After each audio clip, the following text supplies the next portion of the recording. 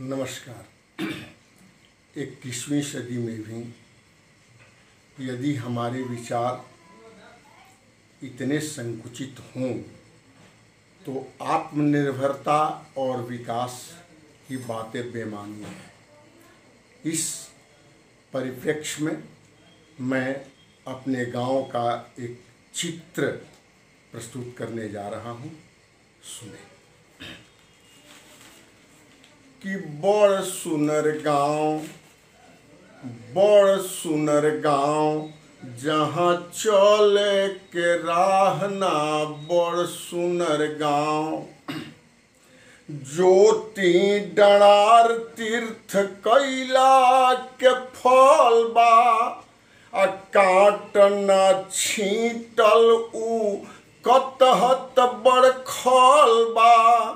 ओइलती बटोरला पहोत बाह बाह बा बड़ सुनर गाँव जहाँ चले के राह ना बड़ सुनर गाँव। अब बांधी ऐसन रामेश्वर के धाम हो। बांधी ऐसन रामेश्वर के धाम हो।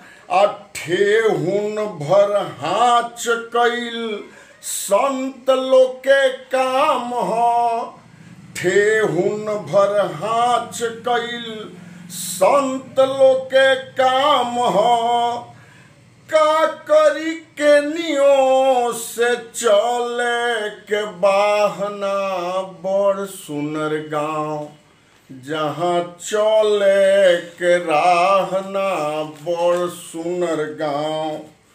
जहाँ चले के राह ना बड़ सुनर गाँव। सड़क ई बनी ना मोछी के बात बा। सड़क ई बनी ना मोछी के बात बा।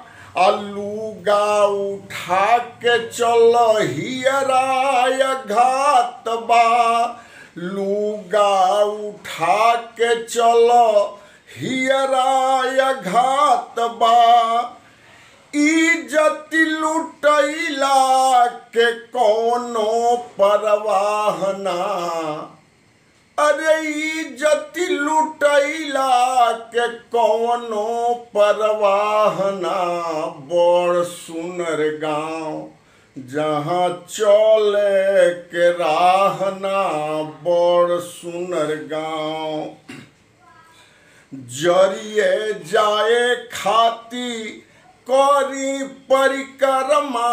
जरिए जाए खाती करी परिक्रमा। घूमि घूमि आई रउआ चीन औरी बरमा। घूमि घूमि आई रउआ चीन औरु बरमा। होई हम आइए एस मोछी पताव बा।